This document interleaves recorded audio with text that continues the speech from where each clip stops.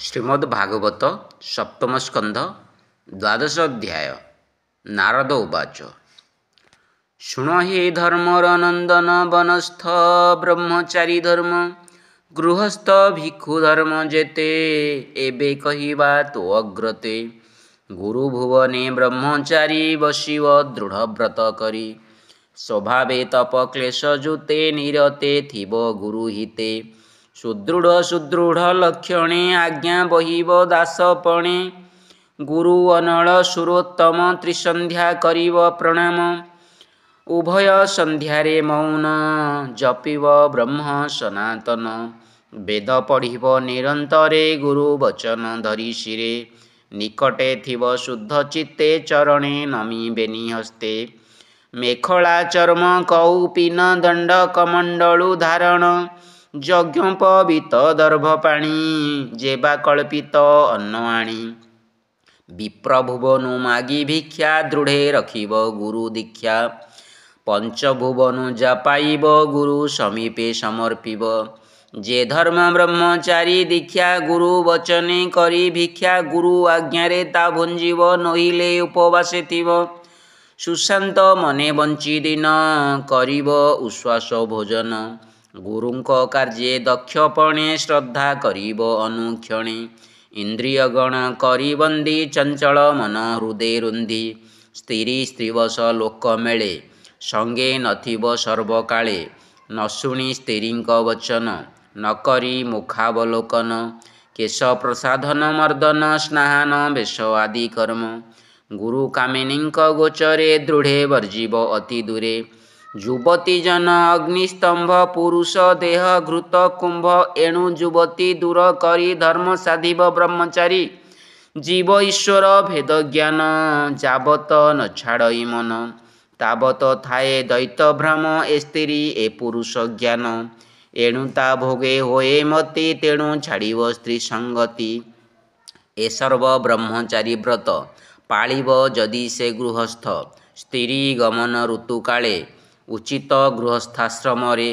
अंजन तैल मर्दन स्त्री वा स्त्रीमूर्ति दर्शन भूषा लेपन माल्यगंध तेजीव ब्रह्मचारी मध्य। एमंते वंची गुरु पुरे वेद अभ्यास निरंतरे अंग उपांग वेद पढ़ी गुरु समीपे कर जोड़ी। उभा होइण गुरु आगे आज्ञा मागिब अनुरागे गुरु वचन शिरे धरी तेबे वंचिब गृह करी। अथवा वनस्ते पशिब संन्यास मते ता वंचिब। गुरु अनल सर्वदेहे तुल्ये देखिब विष्णुमये एही प्रकारे साधी धर्म जेवा आश्रमे जेवा कर्म।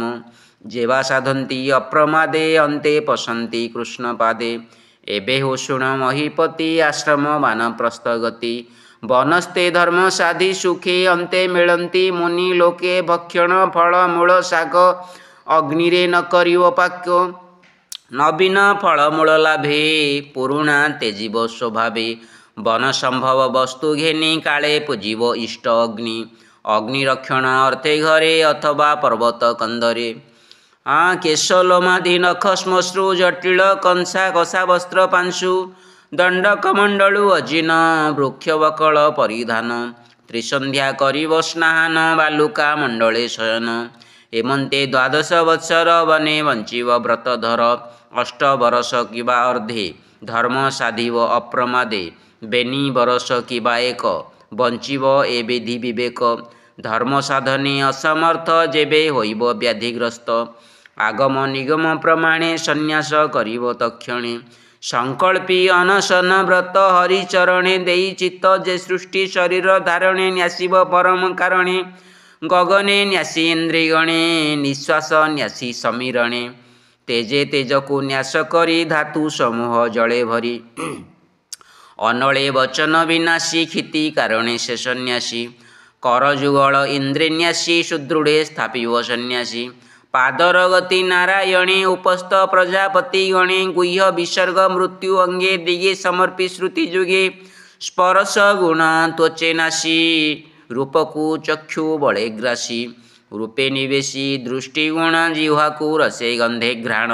मन को चंद्र रे संहरी बोध को बुद्धि मध्य भरी। अशेष कर्म रुद्र देहे क्रिया को कर्तव्य समूहे चित्त को सत्व गुणे भरी गुणे विकार को संहरी क्षिति की न्यास करी जले जल को विनाशी अनले अनल विनाशी अनिले पवन गगन मंडले गगन अहंकारे भरी अव्यक्ते समूह संहारी महत तत्वे अहंकार महत प्रकृति गोचर से गुणमय सर्वव्यापी क्षर अक्षर बेनिरूपी चिन्मात्र अक्षर विशेष जीव परम परहंस तहि प्रवेश ध्यानमये काष्ठ दहने अग्नि प्राय एमंत सृष्टि की संहरी विष्णु मायारु जानती तरी सुजने बोल हरि हरि भवसागरु हेब पारी एमंते तरे वानप्रस्थ कहई दास जगन्नाथ इति श्रीमद्भागवते महापुराणे पारमहंस्यां संहितायां सप्तमस्कन्धे युधिष्ठिर नारद संवादे सदाचार निर्णयो नाम द्वादशोऽध्यायः। हरे कृष्ण कृष्ण कृष्ण हरे हरे हरे राम राम राम हरे हरे हरि बोल।